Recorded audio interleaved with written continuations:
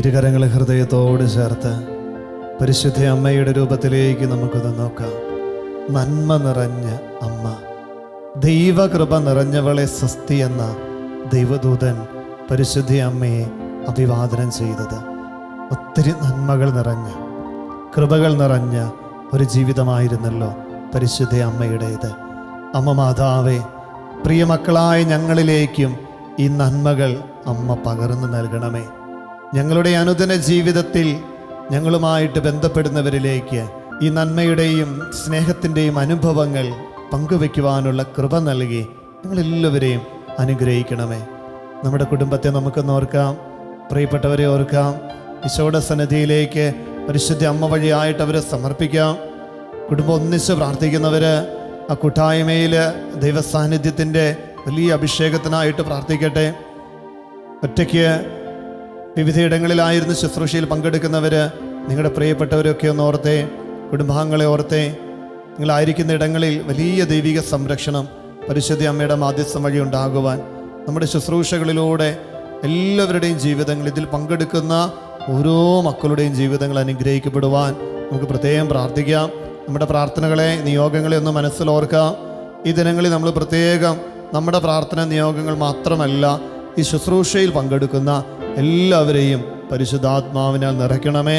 അവരുടെ പ്രാർത്ഥന നിയോഗങ്ങളിൽ കർത്താവേ നിൻ്റെ അനുഗ്രഹത്തിൻ്റെ കരം നീട്ടണമേ എന്ന് പ്രാർത്ഥിക്കാം. പരിശുദ്ധ അമ്മയുടെ വലിയ മാധ്യസ്ഥം നമുക്ക് യാചിച്ചുകൊണ്ട് ഏറ്റവും ശ്രദ്ധയോടും ഭക്തിയോടും കൂടെ കർത്താവിൻ്റെ വചനങ്ങൾ ശ്രവിക്കുവാനായി നമുക്ക് ഒരുങ്ങാം. വിശുദ്ധ യോഹന്നാന്റെ സുവിശേഷം 17-ാം അധ്യായം 3-ാം തിരുവചനം. ഏക സത്യദൈവമായ അവിടുത്തെയും അവിടുന്ന് അയച്ച യേശു ക്രിസ്തുവിനെയും അറിയുക എന്നതാണ് നിത്യജീവൻ. ഈശോ മിശിഹായിൽ സ്നേഹം നിറഞ്ഞ മാതാപിതാക്കളെ, പ്രിയമുള്ള സഹോദരങ്ങളെ, വാത്സല്യമുള്ള കുഞ്ഞുമക്കളെ, വിമലസങ്കേത ശുശ്രൂഷ 27-ാം ദിനത്തിലേക്ക് പ്രവേശിക്കുമ്പോൾ എല്ലാവരെയും യേശുനാമത്തിൽ പരിശുദ്ധ അമ്മയുടെ മാധ്യസ്ഥത്തിലേക്ക് സ്വാഗതം ചെയ്ത് പ്രാർത്ഥിക്കുകയാണ്. പരിശുദ്ധ അമ്മയുടെ വിലയേറിയ മാധ്യസ്ഥം ഇതാ നമ്മുടെ ഓരോരുത്തരുടെയും ജീവിതത്തെ സമൃദ്ധമായി അനുഗ്രഹിച്ചുകൊണ്ട് ഈ ശുശ്രൂഷയിലൂടെ നമ്മൾ മുന്നേറുമ്പോൾ നല്ലവനായ ദൈവത്തിന് ഹൃദയത്തിൽ നമുക്ക് നന്ദി പറയാം. വളരെ പ്രത്യേകമായിട്ട് 33 ദിനങ്ങളിലെ ഈ ശുശ്രൂഷയുടെ 4-ാം ഘട്ടത്തിലേക്ക്, അവസാന ഘട്ടത്തിലേക്ക് നമ്മൾ ഇന്ന് പ്രവേശിക്കുകയാണ്. ഇതിൻ്റെ ആരംഭഘട്ടത്തിൽ ആദ്യത്തെ 12 ദിനങ്ങളിൽ ലോകാരൂപിയിൽ നിന്നുള്ള മോചനം, തുടർന്നുള്ള 7 ദിനങ്ങളിൽ നമ്മുടെ വ്യക്തി ജീവിതത്തിൻ്റെ കുറവുകളെ, ബലഹീനതകളെ, വീഴ്ചകളെ നാം കണ്ടെത്തുകയും ആ ബലഹീനതകളിൽ ശക്തിപ്പെടുത്തുന്ന ദൈവത്തിൻ്റെ കരം പരിശുദ്ധ അമ്മയുടെ മാധ്യസ്ഥം വഴിയായി നമ്മൾ കാണുകയും കഴിഞ്ഞ 3-ാം ഘട്ടത്തിൽ, ഇന്നലെ അവസാനിച്ച 3-ാം ഘട്ടത്തിൽ ഇതാ പരിശുദ്ധ അമ്മയുടെ ജീവിതത്തെക്കുറിച്ച് നമ്മൾ ധ്യാനിച്ചു പോവുകയായിരുന്നു. എപ്രകാരം ദൈവ കൃപകളോട് പരിശുദ്ധ അമ്മ ചേർന്നു നിന്നു, പരിശുദ്ധ അമ്മയുടെ ജീവിതത്തെ ദൈവിക ചൈതന്യത്തിൻ്റെ നിറവിൽ ഈശോയോട് ചേർന്ന് എങ്ങനെയാണ് പരിശുദ്ധ അമ്മ തൻ്റെ ജീവിതത്തെ മുന്നോട്ട് നയിച്ചത്, നമ്മുടെ വ്യക്തി ജീവിതങ്ങളിൽ പരിശുദ്ധ അമ്മയ്ക്ക് എപ്രകാരം ഇടപെടുവാനായിട്ട് സാധിക്കും, ഇതിനെക്കുറിച്ചൊക്കെ കഴിഞ്ഞ ഘട്ടത്തിൽ, 3-ാം ഘട്ടത്തിൽ നാം കാണുകയുണ്ടായി. ഈ 4-ാമത്തെ ഘട്ടം എന്ന് പറയുന്നത് അവസാന ഘട്ടത്തിൽ യേശു ക്രിസ്തുവിനെ അറിയുക എന്നുള്ളത്. പരിശുദ്ധ അമ്മയുടെ മാധ്യസ്ഥം നമ്മളെ ചേർത്ത് വയ്ക്കുന്നത് രക്ഷകനായ യേശു ക്രിസ്തുവിൻ്റെ സവിധത്തിലേക്ക് നാം എല്ലാവരും നടന്നെടുക്കണം എന്നുള്ള ആഗ്രഹത്തോടു കൂടിയാണ്. വിശുദ്ധ ലൂയിസ് ഡി മോൺഫോർട്ട് ഇപ്രകാരം പറയുന്നു: ജ്ഞാനസ്നാന വ്രതങ്ങളിലേക്കുള്ള തിരിച്ചു നടപ്പാണ് മരിയൻ പ്രതിഷ്ഠയിലൂടെ, വിമല ഹൃദയ പ്രതിഷ്ഠയിലൂടെ നമ്മൾ ചെയ്യുന്നത്. ജ്ഞാനസ്നാന വ്രതങ്ങളിലേക്കുള്ള തിരിച്ചു നടപ്പെന്ന് പറഞ്ഞാൽ എൻ്റെ ജീവിതത്തിൻ്റെ സമസ്തവും ദൈവമാണെന്ന് ഏറ്റുപറയുക. ജ്ഞാനസ്നാനത്തിലൂടെ നമ്മുടെ വിശ്വാസം നമ്മൾ ഏറ്റുപറയുക. പിതാവായ ദൈവത്തിൽ, പുത്രനായ യേശു ക്രിസ്തുവിൽ, പരിശുദ്ധാത്മാവായ ദൈവത്തിൽ, സഭയിൽ, സാർവത്രിക സഭയിൽ, സഭയുടെ പ്രബോധനങ്ങളിൽ, പരിശുദ്ധാത്മാവിൻ്റെ നിറവിൽ എല്ലാം നമ്മൾ വിശ്വസിക്കുന്നു എന്ന് നമ്മൾ ഏറ്റുപറയുന്ന ആ വിശ്വാസത്തിൻ്റെ നിറവിലേക്ക് നമ്മൾ തിരിച്ചു വരികയാണ് ഈ വിമല ഹൃദയ പ്രതിഷ്ഠാ ശുശ്രൂഷയുടെ യഥാർത്ഥമായ ലക്ഷ്യം. യേശു ക്രിസ്തുവിനെ കുറിച്ചുള്ള പൂർണ്ണമായ അറിവിലേക്ക് നമ്മൾ കടന്നു വരികയാണ് ഈ ശുശ്രൂഷയിലൂടെ നമ്മൾ പ്രത്യേകമായിട്ട് നമ്മൾ ചെയ്യുന്നത്. അപ്പോൾ യേശു ക്രിസ്തുവിനെ ഏറ്റവും അടുത്തറിഞ്ഞ പരിശുദ്ധ അമ്മയുടെ മാധ്യസ്ഥം നമ്മൾ യാചിച്ചു പ്രാർത്ഥിക്കുമ്പോൾ ഈ ഒരു അറിവിലേക്ക് പരിശുദ്ധ അമ്മ നമ്മളെ ചേർത്ത് വയ്ക്കും. ഇപ്പോൾ വിശുദ്ധ ഗ്രന്ഥത്തിൻ്റെ അടിസ്ഥാനത്തിലും സഭയുടെ പ്രബോധനങ്ങളുടെ അടിസ്ഥാനത്തിലുമൊക്കെ യേശു ക്രിസ്തുവിനെ കുറിച്ചുള്ള പൂർണ്ണമായ അറിവിലേക്ക് കടന്നു വരുവാനായി ഈ അവസാന ഘട്ടത്തിലൂടെ ഈശോ നമ്മളെ ക്ഷണിക്കുകയാണ്. തന്നെക്കുറിച്ചുള്ള പൂർണ്ണമായ അറിവിലേക്ക്, ബോധ്യത്തിലേക്ക് കടന്നു വരുവാൻ. യേശു ക്രിസ്തുവിനെ കൂടുതൽ അടുത്തറിയുക, അവിടുത്തെ അനുകരിക്കുക എന്നതാണ് ഈ ഘട്ടത്തിൻ്റെ ലക്ഷ്യമായി നമ്മൾ കാണും. നമ്മുടെ പ്രാർത്ഥനയോടെ നമ്മുടെ നിയോഗങ്ങളെല്ലാം മനസ്സിലോർത്ത് ഈ അവസാനത്തെ 7 ദിനങ്ങൾ ഏറ്റവും അഭിഷേകപൂരിതമാകുവാൻ, എന്നെ സ്നേഹിക്കുന്ന, എന്നെ കരുതുന്ന, എൻ്റെ കൂടെയുള്ള എൻ്റെ തമ്പുരാനെ അടുത്തറിയുവാനും അടുത്തനുകരിക്കുവാനുമായിട്ടുള്ള വലിയൊരു കൃപ യാചിച്ചുകൊണ്ടാണ് നമ്മൾ ഇന്നിൻ്റെ വചന ശുശ്രൂഷയിലേക്ക് ചേർന്ന് നിൽക്കുന്നത്. നമ്മൾ ശ്രവിച്ച വചനഭാഗം വിശുദ്ധ യോഹന്നാൻ്റെ സുവിശേഷം 17-ാം അധ്യായത്തിൻ്റെ 3-ാം തിരുവചനം ഒന്ന് കുറിച്ച് വയ്ക്കാം. വിശുദ്ധ യോഹന്നാൻ്റെ സുവിശേഷം 17:3 ബൈബിളുള്ളവരെന്നെടുക്കുന്നു: ഏക സത്യദൈവമായ അവിടുത്തെയും അങ്ങയച്ച യേശു ക്രിസ്തുവിനെയും അറിയുക എന്നതാണ് നിത്യജീവൻ. ഇപ്പം യേശു ക്രിസ്തുവിനെ അറിയുക, അതുവഴിയായി പിതാവായ ദൈവത്തെ അറിയുക, ഇതാണ് നിത്യജീവൻ സ്വന്തമാക്കുവാനുള്ള മാർഗം എന്ന് പറയുന്നത്. വിശുദ്ധ പത്രോസ്ലീഹ എഴുതിയ 2-ാം ലേഖനത്തിൻ്റെ 2-ാം അധ്യായം 20-ാം തിരുവചനത്തിലൂടെ ഈശോ നമ്മളെ ഓർമ്മപ്പെടുത്തുന്നു: നമ്മുടെ കർത്താവും രക്ഷകനുമായ യേശു ക്രിസ്തുവിനെ കുറിച്ചുള്ള അറിവ് മൂലം അവർ ലോകത്തിൻ്റെ മാലിന്യങ്ങളിൽ നിന്നും രക്ഷ പ്രാപിച്ചിരിക്കുന്നു. ഒരിക്കൽ കൂടി വായിക്കാം: നമ്മുടെ കർത്താവും രക്ഷകനുമായ യേശു ക്രിസ്തുവിനെ കുറിച്ചുള്ള അറിവ് മൂലം അവർ ലോകത്തിൻ്റെ മാലിന്യങ്ങളിൽ നിന്ന് രക്ഷ പ്രാപിച്ചിരിക്കുന്നു. അപ്പോൾ ലോകത്തിൻ്റെ മാലിന്യങ്ങളിൽ നിന്ന്, തിന്മയുടെ ബന്ധനങ്ങളിൽ നിന്ന്, പാപ വഴികളിൽ നിന്ന് രക്ഷയുടെ വഴിയിലേക്ക് നമ്മൾ നടന്നെടുക്കണമെങ്കിൽ രക്ഷകനായ യേശു ക്രിസ്തുവിനെ കുറിച്ചുള്ള പൂർണ്ണമായ അറിവും ബോധ്യവും ഉൾക്കാഴ്ചയും വിശ്വാസത്തിൻ്റെ നിറവും നമ്മുടെ ഓരോരുത്തരുടെയും ജീവിതത്തിൽ ഉണ്ടായിരിക്കണം. പ്രിയമുള്ളവരെ, യേശു പിതാവായ ദൈവം യേശു ക്രിസ്തുവിനെ ഈ ലോകത്തിലേക്ക് അയച്ചത് നമ്മോടുള്ള സ്നേഹത്തിൻ്റെ വലിയൊരു പ്രകടനമാണ്. പിതാവായ ദൈവം ഈശോയെ ഈ ഭൂമിയിലേക്ക് അയച്ചത് മനുഷ്യ മക്കളെ രക്ഷിക്കുവാനും അതിനേക്കാൾ ഉപരിയായി നമ്മോടുള്ള സ്നേഹം പ്രകടമാക്കുവാൻ വേണ്ടിയിട്ടാണ്. അപ്പോൾ പിതാവായ ദൈവത്തിൻ്റെ ഭാവം എന്ന് പറയുന്നത് പുത്രനായ യേശു ക്രിസ്തുവിൻ്റെ സ്വഭാവത്തിലൂടെ നമുക്ക് മനസ്സിലാക്കുവാനായിട്ട് സാധിക്കും. വിശുദ്ധ യോഹന്നാൻ്റെ സുവിശേഷം 3-ാം അധ്യായത്തിൻ്റെ 16-ാം തിരുവചനത്തിൽ നാം ഇപ്രകാരം വായിക്കുന്നുണ്ട്: എന്തെന്നാൽ അവനിൽ വിശ്വസിക്കുന്ന ഏവനും നശിച്ചു പോകാതെ നിത്യജീവൻ പ്രാപിക്കുന്നതിന് വേണ്ടി തൻ്റെ ഏകജാതനെ നൽകുവാൻ തക്കവിധം ദൈവം ഈ ലോകത്തെ അത്രമാത്രം സ്നേഹിച്ചു. നാം ഓരോ മനുഷ്യരും രക്ഷ പ്രാപിക്കുന്നതിന് വേണ്ടി, നശിച്ചു പോകാതിരിക്കുന്നതിന് വേണ്ടി തൻ്റെ സ്വപുത്രനെ നൽകുവാൻ പാകത്തിന് ദൈവം നമ്മളെ അത്രയധികമായിട്ട് സ്നേഹിച്ചു. അപ്പം ദൈവത്തിൻ്റെ ഭാവം എന്ന് പറയുന്നത് സ്നേഹമാണ്. അപ്പം നമ്മളോടുള്ള അചഞ്ചലമായ സ്നേഹത്തിൻ്റെ വലിയൊരു അടയാളമായിട്ടാണ് നമ്മളെല്ലാവരും രക്ഷ പ്രാപിക്കണം എന്നൊരാഗ്രഹത്തോടു കൂടി യേശു ക്രിസ്തുവിനെ ലോകത്തിലേക്ക് അയച്ചത്. പ്രിയമുള്ളവരെ, മനുഷ്യൻ്റെയൊക്കെ ഏറ്റവും വലിയൊരു സങ്കടം എന്ന് പറയുന്നത് എന്തെന്ന് ചോദിച്ചാൽ, ഞാൻ ആഗ്രഹിക്കുന്നത് പോലെ ആരും എന്നെ സ്നേഹിക്കുന്നില്ല എന്നുള്ളത്. ഒരു മനുഷ്യൻ്റെ ജീവിതത്തിൻ്റെ ഏറ്റവും വലിയ സങ്കടം അല്ലെങ്കിൽ വേദന എന്ന് പറയുന്നത് എന്നെ സ്നേഹിക്കുവാനും എനിക്ക് സ്നേഹിക്കുവാനും ആരുമില്ലാത്ത ഒരവസ്ഥയാണ്. പ്രിയമുള്ളവരെ, വീണ്ടും നമ്മൾ മാനുഷിക സ്നേഹത്തെക്കുറിച്ച് നോക്കുമ്പോൾ ഒത്തിരിയധികം പരിമിതികൾ നിറഞ്ഞതാണ് മാനുഷിക സ്നേഹമെന്ന് നമുക്ക് കാണുവാനായിട്ട് സാധിക്കും. നമ്മുടെ പ്രതീക്ഷകൾക്ക് അനുയോജ്യമായിട്ട് ഒരിക്കലും നമ്മുടെ കൂടെ നിൽക്കുന്നതല്ല മാനുഷിക സ്നേഹവും മാനുഷിക ബന്ധങ്ങളും എന്ന് പറയുന്നത്. മനുഷ്യൻ്റെ സ്നേഹം പരിമിതികൾ നിറഞ്ഞതാണ്. നമ്മൾ പ്രതീക്ഷിക്കുന്നത് പോലെയും ആഗ്രഹിക്കുന്നത് പോലെയും ആർക്കും നമ്മളെ സ്നേഹിക്കുവാനായിട്ട് സാധിക്കുകയില്ല. പക്ഷേ ദൈവത്തിൻ്റെ സ്നേഹം എന്ന് പറയുന്നത് പരിമിതികളില്ലാത്തതാണ്. കാരണം ദൈവം എന്ന് പറയുന്നത് തന്നെ ദൈവം സ്നേഹമാണ്. ദൈവം സ്നേഹമാണ്. അപ്പോൾ ഇത്രയും സ്നേഹമുള്ള ദൈവം നമ്മുടെ ഇടയിൽ വസിക്കുവാനായിട്ട്, നമ്മോടൊപ്പം വസിക്കുവാനായിട്ട് പിതാവായ ദൈവം തൻ്റെ പുത്രനെ അയച്ചു. അപ്പോൾ നോക്കിയേ, ദൈവത്തിൻ്റെ സ്നേഹം എന്ന് പറയുന്നത് വാക്കുകളിൽ നിന്ന് പ്രവൃത്തികളിലേക്ക് നീളുന്ന വലിയൊരു ആഴമായ സ്നേഹമാണ്. അപ്പം സ്നേഹം എന്ന് പറയുന്നത് വാക്കുകൾക്കപ്പുറം ലവ് ഈസ് ലൈഫ് ഗിവിംഗ് ആണ്. ജീവൻ നൽകുന്നതാണ്, ജീവൻ പകരുന്നതാണ്, ജീവദായകമായ സ്നേഹമാണ് ക്രിസ്തുവിൻ്റെ സ്നേഹം എന്ന് പറയുന്നത്. അപ്പം ക്രിസ്തുവിനെ കുറിച്ചുള്ള അറിവ് ക്രിസ്തുവിൻ്റെ സ്നേഹത്തിൻ്റെ പൂർണ്ണതയിലേക്ക് നമ്മളെ ചേർത്ത് നിർത്തുന്നതാകണം. അപ്പം ക്രിസ്തുവിൻ്റെ സ്നേഹം എന്ന് പറയുന്നത് ജീവദായകമാണ്, ജീവൻ പകരുന്നതാണ്, ജീവനെ വളർത്തുന്നതാണ്. അതുതന്നെയാണ് ഈശോ പറയുന്നത്. യോഹന്നാൻ്റെ സുവിശേഷം 10-ാം അധ്യായത്തിൻ്റെ 10-ാം തിരുവചനത്തിലൂടെ ഈശോ നമ്മളെ ഓർമ്മപ്പെടുത്തുകയാണ്, ഞാൻ വന്നിരിക്കുന്നത് ജീവനുണ്ടാകുവാനും ജീവൻ്റെ സമൃദ്ധി ഉണ്ടാകുവാനുമാണ്. അപ്പം ജീവൻ്റെ സമൃദ്ധി പകർന്നു നൽകുന്നതാണ് ഈശോയുടെ സ്നേഹം എന്ന് പറയുന്നത്. ഈശോയുടെ പരസ്യജീവിതം ആരംഭിച്ച നാൾ മുതൽ ഈശോ കണ്ടുമുട്ടിയ ഓരോ വ്യക്തികളുടെയും ജീവിതത്തെ വളർത്തിയവനാണ്.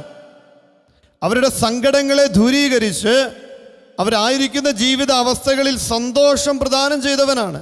അവരുടെ മനസ്സിൻ്റെ ഭാരങ്ങളെ എടുത്തു മാറ്റിയവനാണ്. ഇതാ കാനായിലെ ഭവനത്തിൽ നാം കാണുന്നു, ആ ഭവനത്തെ വലിയൊരു അപമാനത്തിൽ നിന്നും ഈശോ രക്ഷിക്കുകയാണ്. അവരുടെ ജീവിതത്തിൽ സംഭവിക്കാൻ സാധ്യതയുണ്ടായിരുന്ന വലിയൊരു അപമാന ഭാരത്തിൽ നിന്നും അവരെ രക്ഷിക്കുന്നു. ആ കുടുംബത്തിന് വലിയൊരു ആശ്വാസം നൽകുന്നു, അവർക്കൊരു പുതുജീവൻ നൽകുന്നു.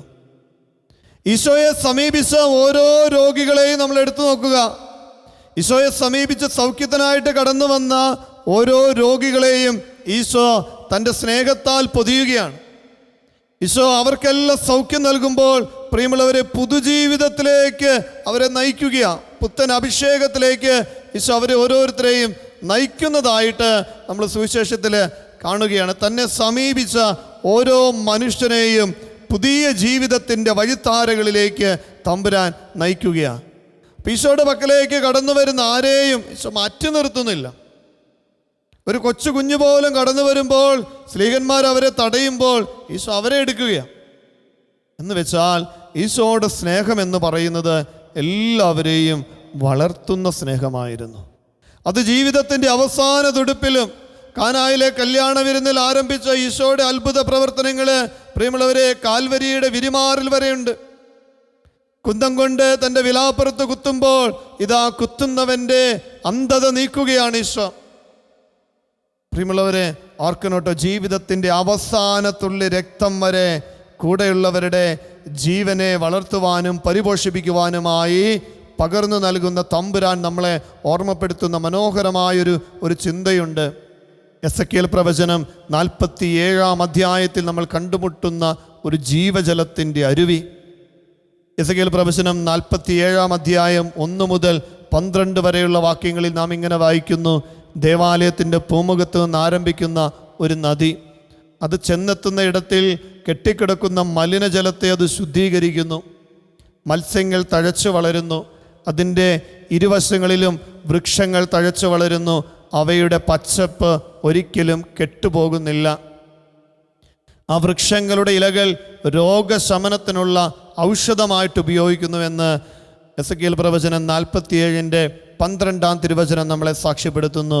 പ്രിയമുള്ളവരെ, ഓർക്കണം, പിതാവായ ദൈവത്തിൻ്റെ സവിധത്തിൽ നിന്നും പൊട്ടിപ്പുറപ്പെട്ട ജീവൻ്റെ നദിയായിരുന്നു ഈശോ.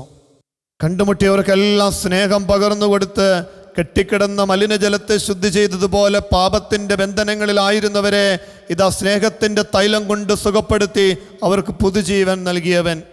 ആ നദിയുടെ ഇരുവശങ്ങളിലുമുള്ള വൃക്ഷങ്ങളുടെ പച്ചപ്പ് കെട്ടുപോയിരുന്നില്ല. സദാകാലവും അവ ഫലം നൽകിക്കൊണ്ടിരിക്കുവാൻ പാകത്തിന് ഇതാ നദി അതിനെ വളർത്തുകയാ, ജീവൻ്റെ ജലം കൊടുത്ത്. ഈശോയുടെ ചുറ്റുമുണ്ടായിരുന്ന അനേകർ നോക്കിയേ, ആരെയും ഈശോ സങ്കടപ്പെടുത്തിയിട്ടില്ല, ആരെയും വേദനയോടെ പറഞ്ഞയച്ചിട്ടില്ല. തന്നെ സമീപിച്ചവർക്കെല്ലാം ഇതാ ജീവൻ നൽകി, ജീവൻ്റെ സമൃദ്ധി നൽകി. ഒറ്റപ്പെട്ടവരെയും സമൂഹം മാറ്റി നിർത്തിയവരെയും എല്ലാം ചേർത്ത് പിടിച്ചപ്പോൾ ഇതാ പുതുജീവിതത്തിലേക്ക് പാപികളും ചുങ്കക്കാരും സമൂഹം മാറ്റി നിർത്തിയവരുമെല്ലാം കടന്നു വരുന്ന വലിയൊരു അഭിഷേകത്തിൻ്റെ അനുഭവം നമുക്ക് കാണുവാനായിട്ട് സാധിക്കും. ജീവൻ്റെ സമൃദ്ധി നൽകുന്ന തമ്പുരാൻ്റെ ജീവിതം. പ്രിയമുള്ളവരെ, ഇതിൻ്റെ അടിസ്ഥാനം നമ്മൾ നോക്കുമ്പോൾ മനുഷ്യരോടുള്ള അഗാധമായ സ്നേഹമാണിതിൻ്റെ അടിസ്ഥാനമെന്ന് നമുക്ക് കാണുവാനായിട്ട് സാധിക്കും. പ്രിയമുള്ള മാതാപിതാക്കളെ, സഹോദരങ്ങളെ, ഈ സ്നേഹത്തിലേക്കാണ് തമ്പുരാൻ നമ്മളെ ക്ഷണിക്കുന്നത്. തമ്പുരാൻ്റെ ജീവിതമെന്ന് പറയുന്നത് സ്നേഹമെന്നതാണ്. മനുഷ്യ മക്കളെ അഗാധമായി സ്നേഹിച്ച തമ്പുരാൻ നമ്മളെ ഓർമ്മപ്പെടുത്തുന്നത് ഈ സ്നേഹത്തിൻ്റെ പൂർണ്ണതയിലേക്ക്, ദൈവസ്നേഹത്തിൻ്റെ പൂർണ്ണതയിലേക്ക് നിങ്ങളും കടന്നു വരണം. എപ്രകാരം അതിന് സാധിക്കും? വിശുദ്ധ യോഹന്നാൻ്റെ സുവിശേഷം 15-10 തിരുവചനം ഇങ്ങനെ ഓർമ്മപ്പെടുത്തുന്നു: ഞാൻ എൻ്റെ പിതാവിൻ്റെ കൽപ്പനകൾ പാലിച്ച് അവിടുത്തെ സ്നേഹത്തിൽ നിലനിൽക്കുന്നത് പോലെ നിങ്ങൾ എൻ്റെ കൽപ്പനകൾ പാലിച്ചാൽ എൻ്റെ സ്നേഹത്തിൽ നിലനിൽക്കും. ഞാൻ എൻ്റെ പിതാവിൻ്റെ കൽപ്പനകൾ പാലിച്ച് അവിടുത്തെ സ്നേഹത്തിൽ നിലനിൽക്കുന്നത് പോലെ നിങ്ങൾ എൻ്റെ കൽപ്പനകൾ പാലിച്ചാൽ എൻ്റെ സ്നേഹത്തിൽ നിലനിൽക്കും.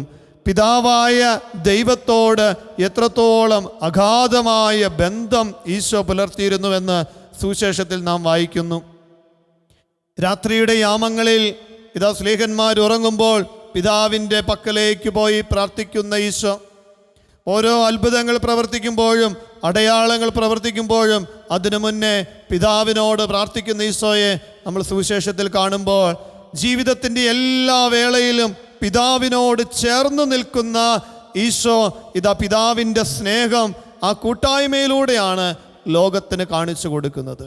പ്രിയമുള്ളവരെ, ഈ സ്നേഹബന്ധത്തിലേക്കാണ്, ഈ സ്നേഹത്തിൻ്റെ നിറവിലേക്കാണ് ഈശോ നമ്മളെ ക്ഷണിക്കുന്നത്. നമ്മളും ഒത്തിരി പ്രാർത്ഥിക്കുന്നവരാണ്, എങ്കിലും എങ്ങനെ ഈ പിതാവുമായിട്ടുള്ള സ്നേഹത്തിൽ ഈശോ നിന്നതുപോലെ നമുക്ക് നിൽക്കുവാനായിട്ട് സാധിക്കും ജീവിതത്തിൻ്റെ എല്ലാ വേളകളിലും? ഒരു കൊച്ചു ഉദാഹരണം നിങ്ങളുമായിട്ട് ഞാൻ പങ്കുവെക്കുകയാണ്. നമ്മുടെയൊക്കെ വീടുകളിൽ കാണുന്ന സാധാരണ സംഭവങ്ങളിലൊന്ന്, നമ്മുടെ വീട്ടിൽ ഒരു കുഞ്ഞുണ്ടെങ്കിൽ കുടുംബാംഗങ്ങൾ മറ്റു കാര്യങ്ങളിലേക്ക് വ്യാപൃതരാകുമ്പോൾ അല്ലെങ്കിൽ ജോലി മറ്റു കാര്യങ്ങളുമൊക്കെയായി ബന്ധപ്പെട്ട് ഭവനങ്ങളിൽ നിന്നും പോകുമ്പോൾ അമ്മ എങ്ങനെയാണ് ഈ കുഞ്ഞിനെ നോക്കിക്കൊണ്ട് വീട്ടിലെ കുടുംബത്തിലെ കാര്യങ്ങൾ ചെയ്യുന്നതെന്ന് നമ്മൾ വെറുതെ ഒന്ന് ചിന്തിച്ച് നോക്കിയാൽ മതി. ഈ കുഞ്ഞിനെ അമ്മ കുളിപ്പിച്ച് ഒരു പായോ ഒരു ഷീറ്റൊക്കെ ഇട്ട് ഇതാ അമ്മ അടുക്കളയിൽ ജോലി ചെയ്യുകയാണെങ്കിൽ വീട്ടിലെ ഒരു ഉള്ളിലുള്ള ഒരു മുറിയിൽ കിടത്തും. ഒരു കൊച്ചു കളിപ്പാട്ടമൊക്കെ ഈ കൊച്ചിന് കൊടുക്കും. ചിലപ്പോൾ അടുക്കളയുടെ തൊട്ടടുത്തുള്ള ഒരു മുറിയിൽ ഇങ്ങനെ കിടത്തും. അമ്മ അടുക്കളയിൽ പോയി ജോലി ചെയ്തുകൊണ്ടിരിക്കുന്നതിനിടയിൽ ഇടയ്ക്ക് വന്ന് ഈ കൊച്ചിനെ ഒന്ന് നോക്കും. ഇപ്പോൾ കൊച്ചിങ്ങനെ എന്തെങ്കിലും കളിപ്പാട്ടമൊക്കെ കിട്ടിയാൽ കളിച്ചുകൊണ്ടിരിക്കും.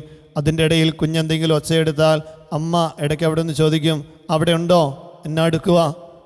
അമ്മ ഇങ്ങനെ കുഞ്ഞുമായിട്ട് സംസാരിച്ചുകൊണ്ടിരിക്കുകയാണ്. കുഞ്ഞെന്തെങ്കിലും പെട്ടെന്നൊന്ന് കരയുകയോ അസ്വസ്ഥപ്പെടുകയോ ചെയ്താൽ അമ്മ ഓടി വരും. ഇടയ്ക്ക് അമ്മ കുഞ്ഞിനെ വിളിക്കും. ചില ശബ്ദങ്ങളൊക്കെ അമ്മയും കുഞ്ഞും തമ്മിൽ പുറപ്പെടുവിക്കും. ഇങ്ങനെ മെല്ലെ മെല്ലെ ഈ കുഞ്ഞൊരു 1.5 മണിക്കൂർ അവിടെ ഇരുന്ന് കളിക്കുന്നു എന്ന് വിചാരിക്കുക. അമ്മ ഈ കുഞ്ഞിൻ്റെ കാര്യത്തിൽ ശ്രദ്ധ ചെലുത്തുന്നതോടൊപ്പം അടുക്കളയിലെ ജോലികൾ ചെയ്തു തീർത്തിട്ടുണ്ടാകും. അടിച്ചു വാരിയിട്ടുണ്ടാകും, പാത്രം കഴുകിയിട്ടുണ്ടാകും, തുണി അലക്കാനായിട്ട് വെള്ളത്തിൽ വെച്ചിട്ടുണ്ടാകും. അങ്ങനെ മുറികളൊക്കെ ക്ലീൻ ആക്കിയിട്ടുണ്ടാകും. നോക്കണം കേട്ടോ, കുഞ്ഞിനെ കളിപ്പിക്കാനിരുത്തിയിട്ട് ഒരമ്മ വീട്ടിൽ ചെയ്തു തീർക്കുന്ന കാര്യങ്ങളാണ് ഈ ജോലികളൊക്കെ ചെയ്യുന്നതിനിടയിലും അമ്മ കുഞ്ഞിൻ്റെ കാര്യത്തിൽ ശ്രദ്ധാലുവാണ്. കുഞ്ഞിനെക്കുറിച്ച് കരുതലുണ്ട്. ഇടയ്ക്ക് കുഞ്ഞിൻ്റെ അടുത്ത് പോയി നോക്കും. ഇടയ്ക്ക് വേണമെങ്കിൽ ആ കുഞ്ഞിനെ ഒന്ന് എടുക്കും. അല്പനേരം കുഞ്ഞിൻ്റെ കൂടെ ആയിരിക്കും.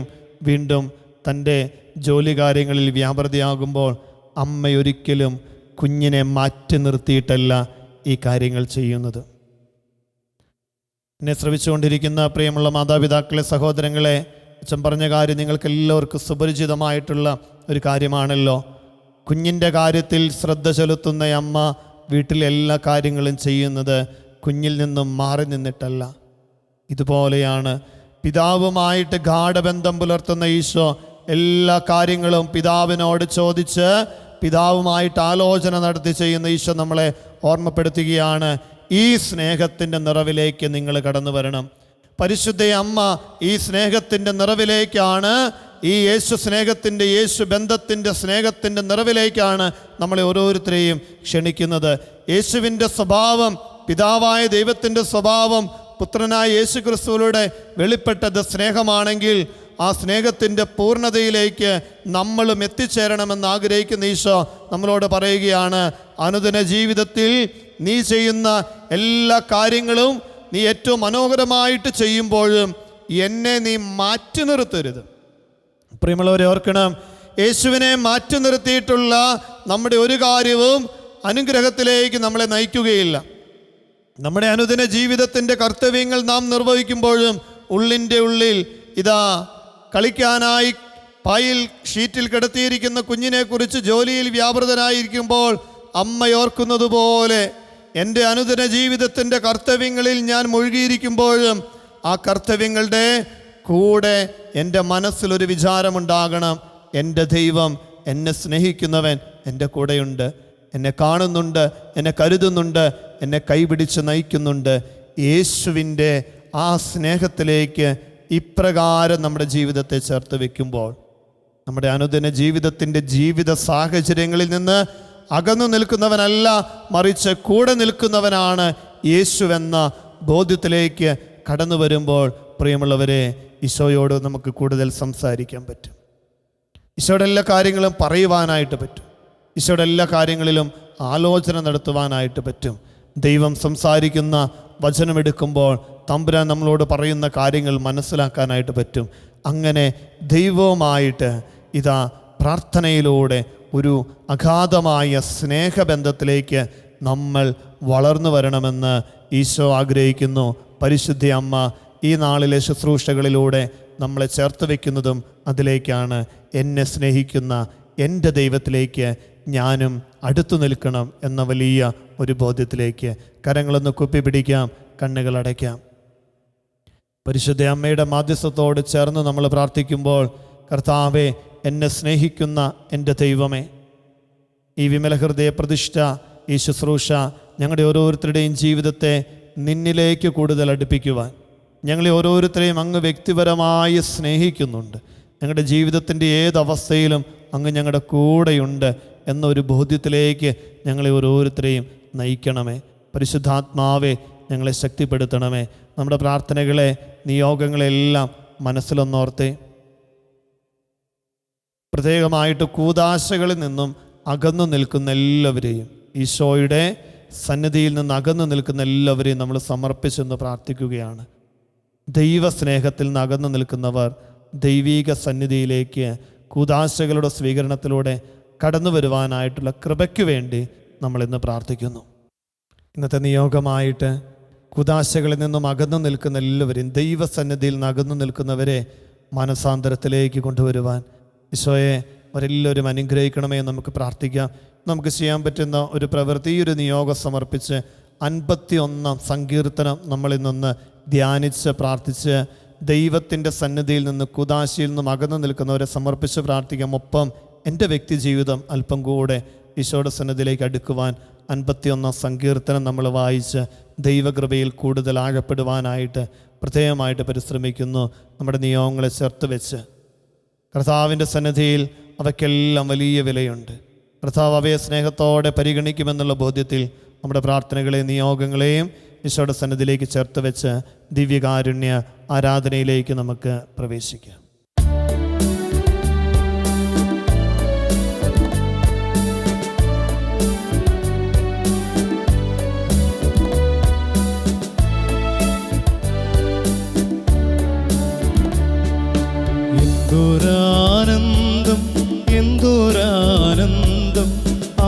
മേരിയൊപ്പം ആരാധിക്കുമ്പോൾ എന്തൊരാനന്ദം എന്തൊരാനന്ദം അമ്മ മേരിയൊപ്പം ആരാധിക്കുമ്പോൾ എന്തൊരാനന്ദം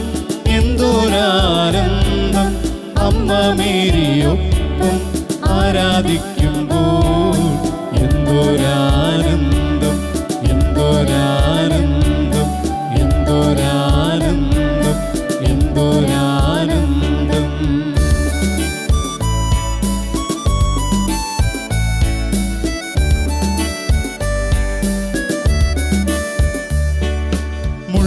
മുൾമുടിയണിഞ്ഞു ചോരവാർന്ന മനമേ മുൾപ്പടർപ്പിലേശൻ അഗ്നിയായിടും.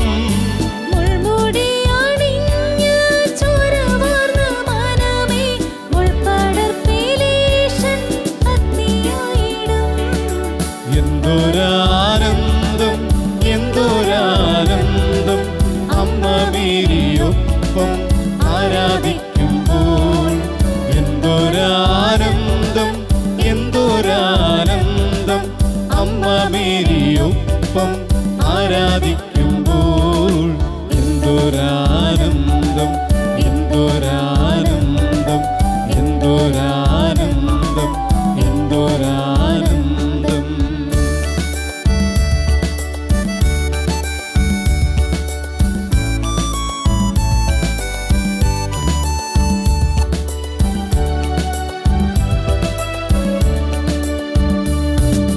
ശക്തനായ ദൈവം വൻകാര്യങ്ങൾ ചെയ്യാൻ സർവശക്തിയോടെ എഴുന്നള്ളുകയാ.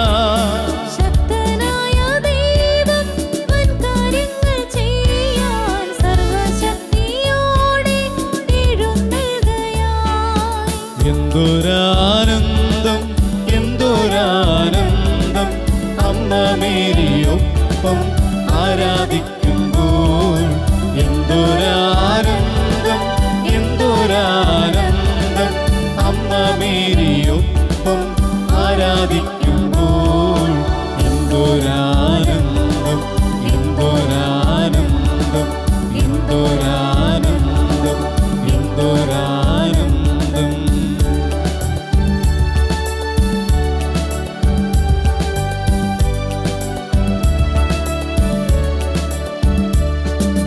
ദാസിയുടെ താഴ്മ തൃക്കൻ പാർത്ത ഉന്നതൻ ദാസരെ ഉയർത്താൻ അണയും നിതാ.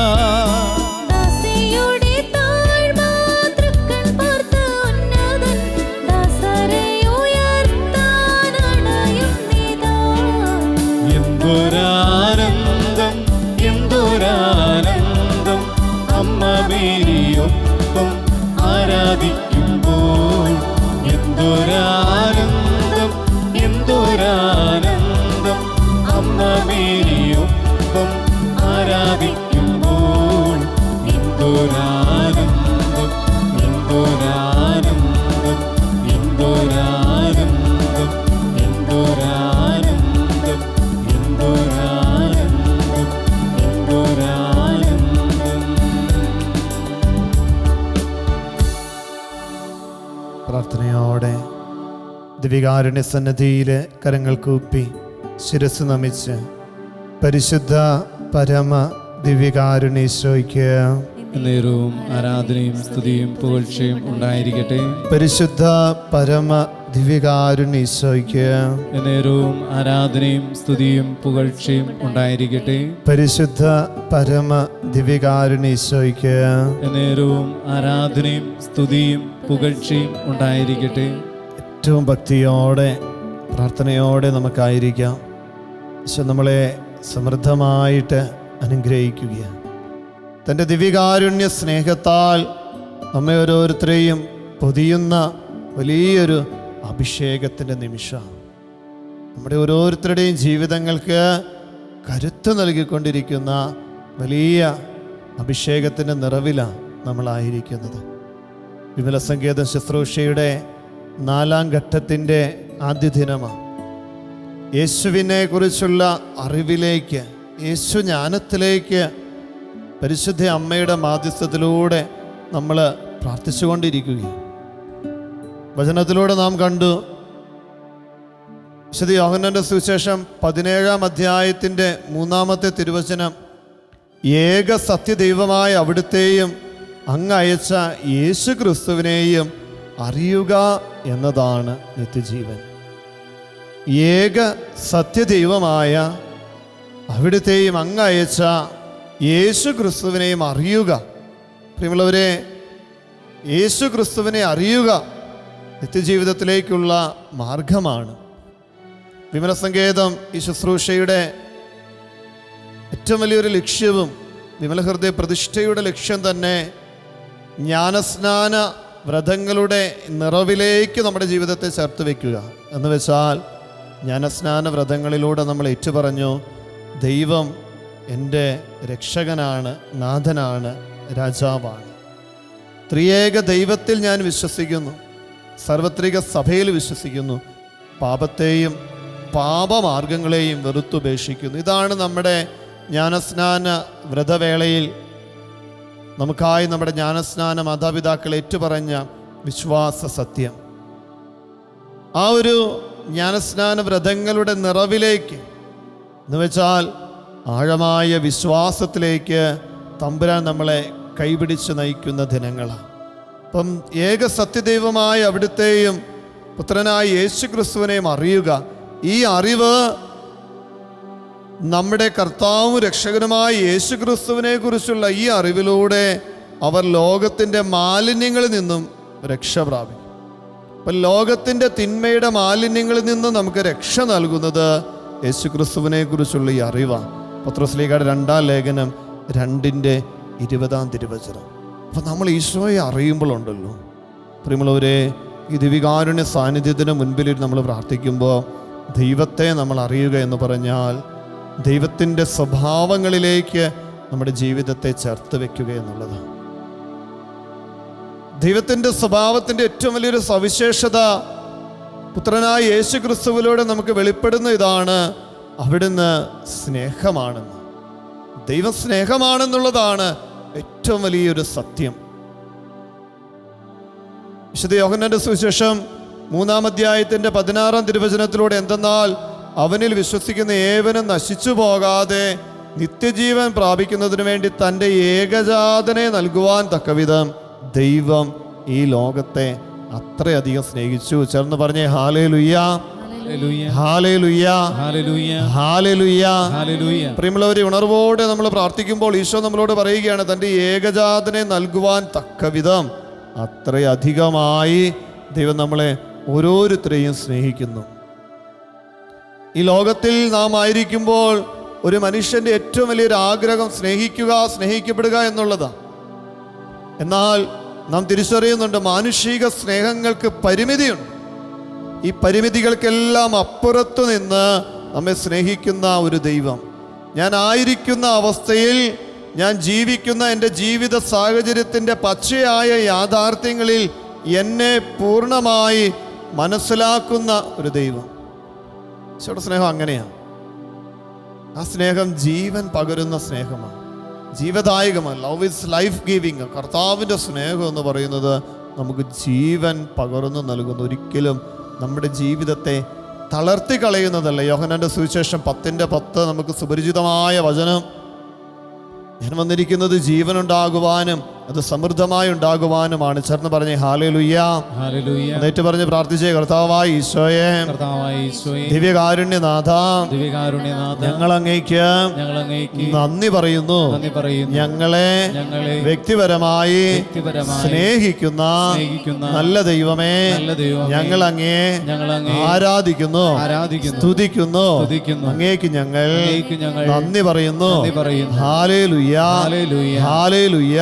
Hallelujah, hallelujah. ഹല്ലേലൂയ. ഞാൻ വന്നിരിക്കുന്നത് ഞാൻ വന്നിരിക്കുന്നത് ജീവനുണ്ടാകുവാനും ജീവനുണ്ടാകുവാനും അത് സമൃദ്ധമായി ഉണ്ടാകുവാനുമാണ് എന്നരുളി ചെയ്ത ഈശോയെ, ഈ വചനത്തിന്റെ അഭിഷേകത്താൽ ജീവന്റെ സമൃദ്ധി നൽകി ഞങ്ങളെ ഓരോരുത്തരെയും അനുഗ്രഹിക്കണമേ. Hallelujah, hallelujah, hallelujah, hallelujah.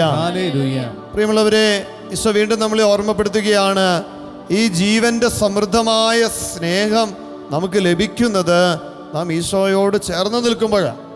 Isho പറയുന്നു, ഞാൻ പിതാവിൻ്റെ കൽപ്പനകൾ പാലിച്ച് അവിടുത്തെ സ്നേഹത്തിൽ നിലനിൽക്കുന്നത് പോലെ നിങ്ങൾ എൻ്റെ കൽപ്പനകൾ പാലിച്ചാൽ എൻ്റെ സ്നേഹത്തിൽ നിലനിൽക്കും. Hallelujah, hallelujah, hallelujah. ചേർന്ന് പറഞ്ഞേ, ഹല്ലേലൂയ. ഞാൻ എൻ്റെ പിതാവിൻ്റെ കൽപ്പനകൾ പാലിച്ച് അവിടുത്തെ സ്നേഹത്തിൽ നിലനിൽക്കുന്നത് പോലെ നിങ്ങൾ എൻ്റെ കൽപ്പനകൾ പാലിച്ചാൽ എൻ്റെ സ്നേഹത്തിൽ നിലനിൽക്കും. യോഹന്നാന്റെ സുവിശേഷം 15-ാം അധ്യായത്തിൻ്റെ 10-ാം തിരുവചനം. അപ്പോൾ പിതാവുമായി വലിയ ഒരു സ്നേഹബന്ധം പുലർത്തുന്ന ഈശോയെ നമ്മൾ സുവിശേഷത്തിൽ കാണുന്നുണ്ട്. പിതാവുമായി അഗാധമായ സ്നേഹബന്ധം. രാത്രിയുടെ യാമങ്ങളിൽ പിതാവിൻ്റെ പക്കൽ പോയിരുന്ന് പ്രാർത്ഥിക്കുന്ന ഈശോ. സ്ലീഹന്മാരൊക്കെ ഉറങ്ങണ നേരത്തും പിതാവിനോട് പ്രാർത്ഥിക്കുന്ന ഈശോ. ഓരോ അത്ഭുതങ്ങൾ പ്രവർത്തിക്കുന്നതിന് മുൻപും പിതാവിൻ്റെ ഹിതമറിയുന്ന ഈശോ. ഓരോ രോഗസൗഖ്യം നൽകുന്നതിന് മുൻപും പിതാവിൻ്റെ പക്കൽ ചോദിക്കുന്ന ഈശോ. പ്രിയമുള്ളവരെ, വലിയൊരു ആഴമായ സ്നേഹബന്ധം ഈശോയ്ക്ക് പിതാവുമായിട്ടുണ്ടായിരുന്നു. ആ ഒരു സ്നേഹത്തിലേക്കാണ് ഈശോ നമ്മളെ ഓരോരുത്തരെയും ക്ഷണിക്കുന്നത്. പിതാവ് എന്നെ സ്നേഹിക്കുന്നത് പോലെ ഞാനും നിങ്ങളെ സ്നേഹിക്കുന്നു. കർത്താവേ, നിൻ്റെ സ്നേഹത്തിൻ്റെ നിറവിലേക്ക് ഞങ്ങളെ നയിക്കണമേ. പലപ്പോഴും ഞങ്ങളുടെ പരാതികൾ എന്നെ ആരും സ്നേഹിക്കുന്നില്ല എന്നുള്ളത്. ഒരുപക്ഷെ എൻ്റെ ജീവിത പങ്കാളി, എൻ്റെ മക്കൾ, എൻ്റെ പ്രിയപ്പെട്ടവർ എൻ്റെ പ്രതീക്ഷയ്ക്കൊത്ത് എന്നെ സ്നേഹിക്കുന്നില്ല എന്ന ഒരു സങ്കടം നീ ഉള്ളിൽ അനുഭവിക്കുന്നുണ്ടെങ്കിൽ, ഞാൻ ഒറ്റപ്പെട്ടു പോയി, എന്നെ സ്നേഹിക്കാനായിട്ട് ആരുമില്ല, ഇങ്ങനെയൊക്കെയുള്ള ഒരു അസ്വസ്ഥതയിലൂടെ കടന്നു പോകുന്നുണ്ടെങ്കിൽ, ഈ ദിവികാരുണ്യത്തിൽ നിന്ന് ഈശോ നിന്നോട് പറയുക, പ്രിയമകനെ, പ്രിയമകളെ, ഞാൻ നിന്നെ സ്നേഹിക്കുന്നു, ഞാൻ നിന്നെ സ്നേഹിക്കുന്നു, ഞാൻ നിൻ്റെ കൂടെയുണ്ട്. അതാണല്ലോ ഇമ്മാനുവേൽ, ദൈവം നമ്മോട് കൂടെ. ഹൃദയത്തിൽ ഒരാഗ്രഹമായിട്ട് നമുക്കതൊന്ന് പാടി പ്രാർത്ഥിക്കാം. നാഥാ, കൂടെ വസിക്കണമേ. നിൻ്റെ സ്നേഹത്തിൻ്റെ നിറവിലേക്ക് വളരുവാൻ പാകത്തിന് ഞങ്ങളെ ഓരോരുത്തരെയും കൈപിടിച്ച് നയിക്കുവാൻ നാഥാ, നീ ഞങ്ങളുടെ കൂടെ വസിക്കണം. ഇരുകരങ്ങളെ ഹൃദയത്തോട് ചേർത്ത് ദിവ്യകാരുണ്യ ഈശോയിലേക്ക് നോക്കി ചേർന്ന് പാടി പ്രാർത്ഥിക്കുന്നു. നാഥാ, കൂടെ വസിക്കണമേ. നാഥാ, കൂടെ വസിക്കണമേ. നാഥാ, കൂടെ വസിക്കണമേ. ആഗ്രഹത്തോടെ ഒന്ന് പാടിക്കേ.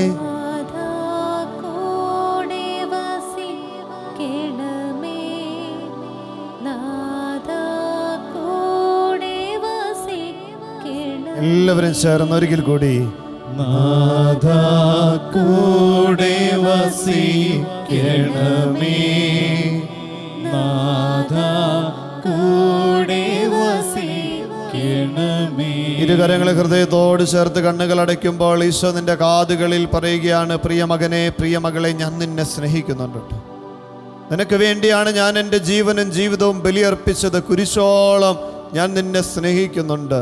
എന്ന് വെച്ചാൽ എൻ്റെ കൂടെ എൻ്റെ തമ്പുരാനുണ്ട്. എൻ്റെ കർത്താവിൻ്റെ ആ ഒരു സ്നേഹ സാമീപ്യം തിരിച്ചറിയുവാൻ ഞാൻ ഒറ്റയ്ക്കല്ല.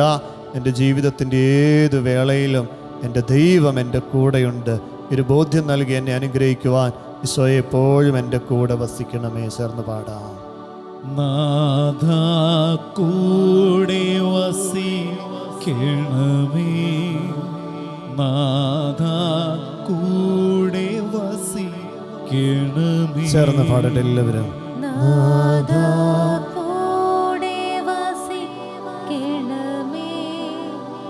നാഥാ, കൂടെ വസിക്കണമേ. നാഥൻ്റെ ഈ സ്നേഹത്തിൻ്റെ നിറവിലേക്ക് നമ്മളെ നയിക്കുന്നത് പരിശുദ്ധാത്മാവ്.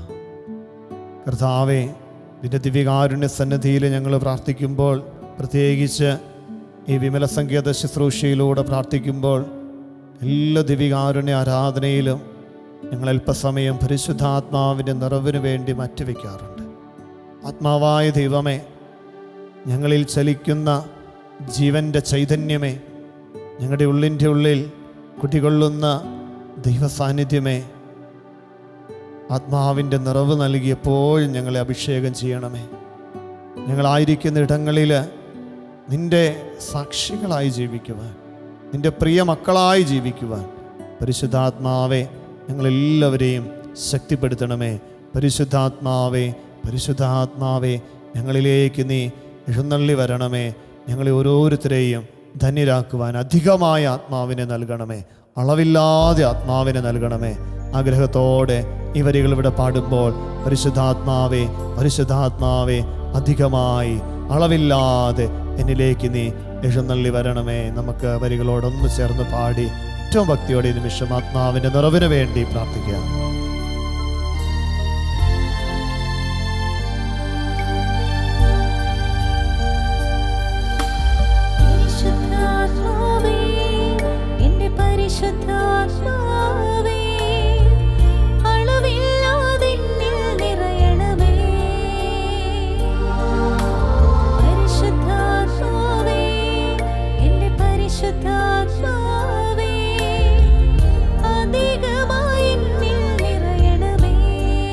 സ്വയം നോക്കിക്കൊണ്ട് പഠിക്കേ.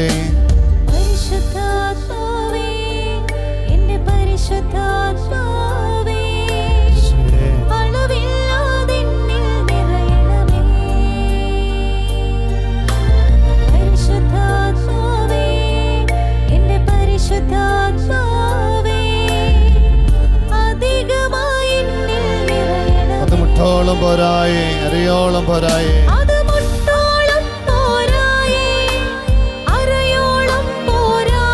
ആഗ്രഹത്തോടെ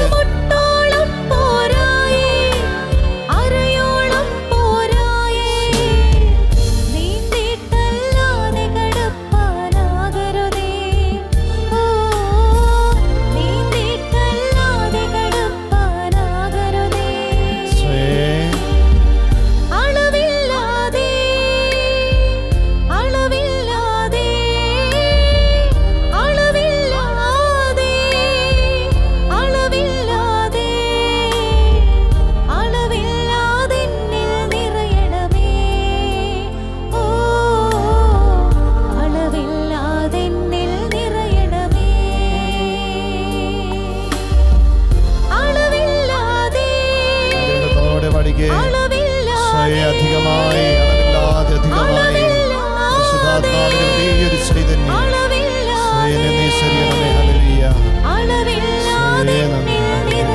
ആഗ്രഹത്തോടെ ആഗ്രഹത്തോടെ ഈശോയെ നോക്കി പഠിക്കേ. അളവില്ലാതെ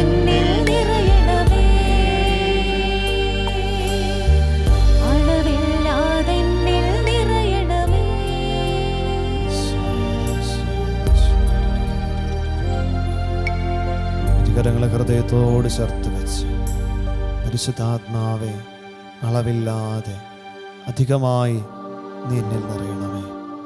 ദൈവസ്നേഹത്തിൻ്റെ നിറവിലേക്ക് നിന്നെ നയിക്കണമേ എന്ന് പ്രാർത്ഥിക്കാം. പ്രാർത്ഥനയോടെ നമ്മുടെ എല്ലാ നിയോഗങ്ങളെയും നമുക്ക് മനസ്സിലൊന്ന് ഓർക്കാം.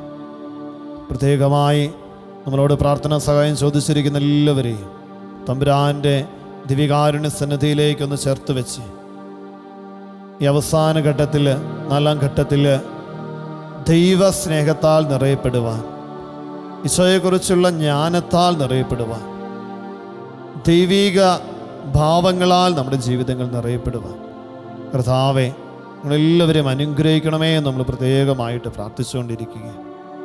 പ്രിയമുള്ളവരെ, നമ്മുടെ ശുശ്രൂഷയുടെ അവസാന ഘട്ടത്തിൽ എത്തി നിൽക്കുമ്പോൾ ഒത്തിരി പ്രാർത്ഥന നിയോഗങ്ങൾ അനവധി ആളുകൾ ഈ ശുശ്രൂഷയിലേക്ക് അയച്ചു തരുന്നുണ്ട്. ശലം കൂട്ടായ്മയോട് ചേർന്ന് നമ്മളെല്ലാവരും പ്രാർത്ഥിക്കും. ഒന്ന് ശ്രദ്ധിക്കണം കേട്ടോ.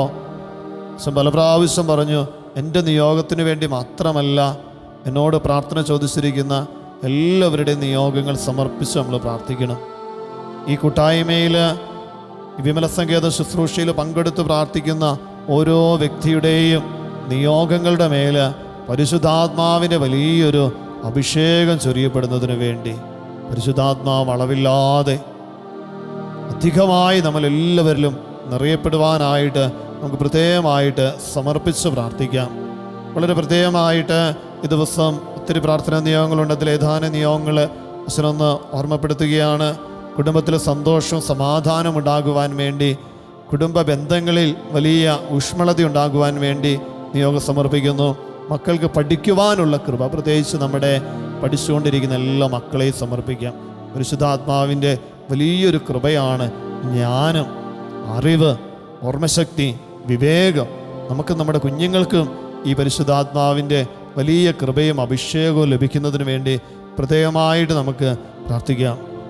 ഒത്തിരി ലക്ഷം രൂപ കടബാധ്യതയുള്ള ഒരു കുടുംബം, ബാങ്കിൽ ഒത്തിരി പൈസ കടബാധ്യതയുണ്ട്, ഒത്തിരി ലക്ഷം രൂപ കടബാധ്യതയുണ്ട്. ആ കടബാധ്യതകളിൽ നിന്ന് മോചനത്തിന് വേണ്ടി പ്രത്യേകമായിട്ട് സമർപ്പിച്ച് പ്രാർത്ഥിക്കുക. കുഞ്ഞുങ്ങളുടെ രോഗത്തെ ഓർത്ത് സങ്കടപ്പെടുന്ന ഒരു കുടുംബം, മക്കളുടെ രോഗമേഖലകളെ സമർപ്പിച്ച് പ്രാർത്ഥന നിയോഗം അയച്ചിട്ടുണ്ട്. ആ നിയോഗത്തെ സമർപ്പിക്കുകയാണ്. മക്കളുടെ വിവാഹ തടസ്സം മാറി നല്ലൊരു കുടുംബ ജീവിതത്തിലേക്ക് പ്രവേശിക്കുവാനായിട്ട്, മകൻ്റെ വിവാഹ തടസ്സം മാറി നല്ലൊരു കുടുംബ ജീവിതത്തിലേക്ക് പ്രവേശിക്കുവാനായിട്ടുള്ള കൃപയ്ക്ക് വേണ്ടി, അഭിഷേകത്തിന് വേണ്ടി, അനുഗ്രഹത്തിന് വേണ്ടി പ്രാർത്ഥിക്കുന്ന ഒരു നിയോഗം. പ്രിയമുള്ളവരെ, വിട്ടുമാറാത്ത രോഗങ്ങളിൽ നിന്ന്, പ്രത്യേകിച്ച് വിട്ടുമാറാത്ത ശരീരത്തിൻ്റെ അലർജി രോഗങ്ങളിൽ നിന്ന് സൗഖ്യത്തിന് വേണ്ടിയിട്ട് പ്രാർത്ഥിക്കുന്ന ഒരു കുടുംബം. ഈ നിയോഗങ്ങളെ സമർപ്പിക്കുകയാണ്. പരിശുദ്ധാത്മാവിൻ്റെ വലിയൊരു അഭിഷേകം ഈ പ്രാർത്ഥന നിയോഗങ്ങളുടെ മേലുണ്ടാകുവാനായിട്ട് നമുക്ക് ആഗ്രഹിക്കാം, പ്രാർത്ഥിക്കാം. ഇതാ, നഴ്സിംഗ് ജോലിക്ക് വേണ്ടിയിട്ട് വിദേശത്തേക്ക് പോകുവാനായിട്ട് ഒരു പ്രാർത്ഥന നിയോഗമുണ്ട്. സമർപ്പിക്കുന്ന ജോലി മേഖലയിലെ എല്ലാ തടസ്സങ്ങളും മാറി കർത്താവിൻ്റെ വലിയ കൃപയും അനുഗ്രഹവും ലഭിക്കുവാനായിട്ട് പ്രത്യേകമായിട്ട് പ്രാർത്ഥിക്കുന്നു. വിവാഹം കഴിഞ്ഞ് 13ഓളം വർഷങ്ങളായി ഇതുവരെ കുഞ്ഞുങ്ങളില്ല. ദാമ്പത്യ ജീവിതത്തിൽ കുഞ്ഞുങ്ങളെ നൽകി അനുഗ്രഹിക്കുവാനായിട്ട് നമുക്കൊരിക്കൽ കൂടി ഈ പരിശുദ്ധാത്മാവിൻ്റെ നിറവിന് വേണ്ടിയിട്ട് നമ്മൾ സമർപ്പിച്ച നിയോഗങ്ങളുടെ മേല്, നമ്മുടെ കുടുംബത്തിൻ്റെ മേല്, നമ്മളായിരിക്കുന്ന ജീവിത മേഖലയുടെ മേല് പരിശുദ്ധാത്മാവിൻ്റെ വലിയൊരു നിറവ്, ഒരു പുത്തൻ അഭിഷേകം, ഒരു ഉണർവ് ലഭിക്കുവാനായിട്ട് ആഗ്രഹിച്ച് പ്രാർത്ഥിച്ച് നമ്മളൊന്ന് ചേർന്ന് പാടുന്നു. പരിശുദ്ധാത്മാവേ, പരിശുദ്ധാത്മാവേ, എന്റെ പരിശുദ്ധാത്മാവേ, അധികമായി എന്നിൽ നിറയണമേ. ഒരിക്കൽ കൂടി ഒന്ന് പാടുകേ. പരിശുദ്ധാത്മാവേ, എന്റെ പരിശുദ്ധാത്മാവേ, അളവില്ലാതെ നിറയണമേ. ആഗ്രഹത്തോടെ വിളിച്ചൊരിക്കൽ കൂടി പരിശുദ്ധാത്മാവെ അധികമായി. പരിശുദ്ധാത്മാവേ, എന്റെ പരിശുദ്ധാത്മാവേ, അധികമായി എന്നിൽ നിറയണമേ. ഒരിക്കൽ കൂടി അളവില്ലാതെ എന്റെ പരിശുദ്ധാത്മാവേ, എന്റെ പരിശുദ്ധാത്മാവേ, എന്റെ പരിശുദ്ധാത്മാവേ, അധികമായി എന്നിൽ നിറയണമേ. അധികമായി എന്നിൽ നിറയണമേ. അധികമായി എന്നിൽ നിറയണമേ. ഒരാഗ്രഹത്തോടെ പ്രാർത്ഥനയോടെ കർത്താവിന്റെ സന്നിധിയിൽ, പ്രാർത്ഥനയോടെ കർത്താവിന്റെ സന്നിധിയിൽ നമുക്കൊന്ന് മുട്ടിന്മേലായിരിക്കാം.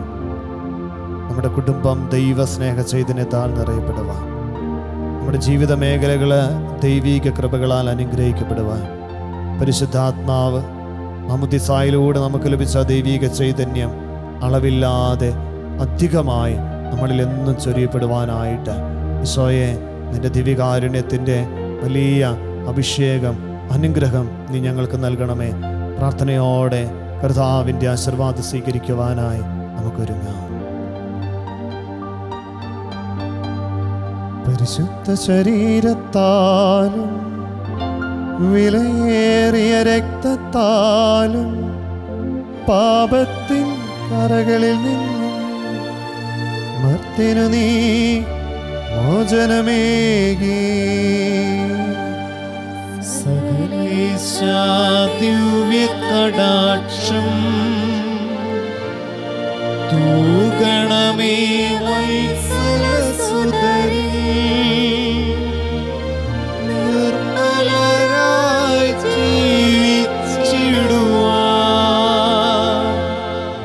ചിന്തണമേ ദിവ്യവരങ്ങൾ.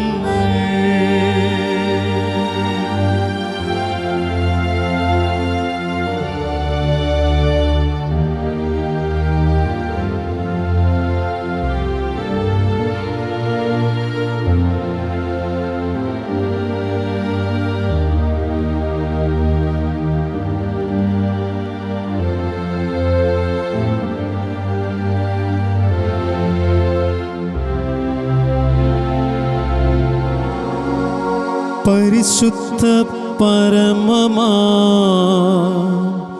ദിവ്യകാരുണ്യമേ, എന്നുമെന്നും അങ്ങേയ്ക്കാരാധന. പരിശുദ്ധ പരമമാ ദിവ്യകാരുണ്യമേ, എന്നുമെന്നും അങ്ങേയ്ക്കാരാധന. പരിശുദ്ധ പരമമാ ദിവ്യകാരുണ്യമേ, എന്നുമെന്നും അങ്ങേയ്ക്കാരാധന. ഇന്നത്തെ പ്രവൃത്തി. കൂദാശകളിൽ നിന്ന് അകന്നു നിൽക്കുന്ന എല്ലാവരെയും മാനസാന്തരത്തിലേക്ക് നയിക്കുന്നതിനു വേണ്ടി 51 സങ്കീർത്തനം വായിച്ച് ധ്യാനിക്കുക. നിങ്ങളുടെ പ്രാർത്ഥനാ നിയോഗങ്ങൾ കർത്താവിന്റെ സന്നിധിയിൽ സമർപ്പിച്ച് പ്രാർത്ഥിക്കുന്നതിനായി വിമല സങ്കേതം എന്ന് ടൈപ്പ് ചെയ്ത് നിയോഗത്തോടുകൂടി 9605818881 എന്ന വാട്സപ്പ് നമ്പറിലേക്ക് അയച്ചു തരിക.